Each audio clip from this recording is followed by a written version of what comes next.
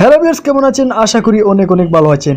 Viewers, আমরা সবাই internet use করি, কিন্তু আমাদের অনেক সময় ইন্টারনেট ইউজ না করা সত্ত্বেও আমাদের অনেক এমবি ক্ষয় হয়ে যায়, কিন্তু আমরা বুঝতেই পারি না যে আমাদের এমবিগুলো কোথায় যাচ্ছে। তো আজকের এই ভিডিওর মাধ্যমে আপনাদেরকে বিস্তারিত সেই সমস্যার সমাধান দিয়ে দেবো।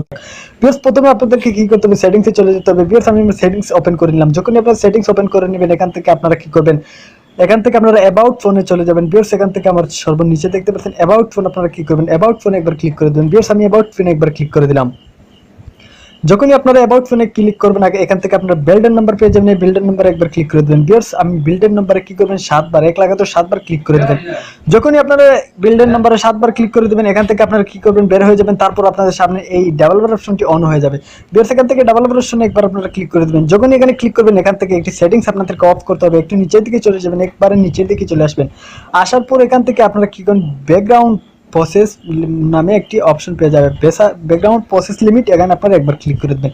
ভিউয়ার্স, যখন এখানে ক্লিক করবেন, এখানে কয়েকটি অপশন আপনারা পেয়ে যাবেন। এখান থেকে কি করবেন? এই উপরেরটি সেট থাকবে, আপনারা কি করবেন? উপরেরটা থেকে শুধু এই নিচেরটা সেট করে দেবেন। ভিউয়ার্স, এখানে দেখতে পাচ্ছেন নো ব্যাকগ্রাউন্ড প্রসেস, এখানে আপনারা একবার ক্লিক করে দেবেন। যখন একবার ক্লিক করে দেবেন, দেখুন ভিউয়ার্স, এটাতে আপনার সেভ হয়ে যাবে। তারপর আগের চেয়ে আপনার অতিরিক্ত এমবি খরচ হয়ে থেকে আপনারা মুক্তি পেয়ে যাবেন। এই এমবিগুলো কোথায় খরচ হয়? মানে আপনারা যখন ইন্টারনেট ইউজ করেন, আপনার মোবাইলটা রেখে দেন, আমাদের ব্যাকগ্রাউন্ডে কিন্তু অনেক অ্যাপস চলে বা অনেক অ্যাপস রিভিউ হয়, মানে অ্যাপসগুলো চলতেই থাকে, তাই আমাদের এই এমবিগুলো কে থাকে।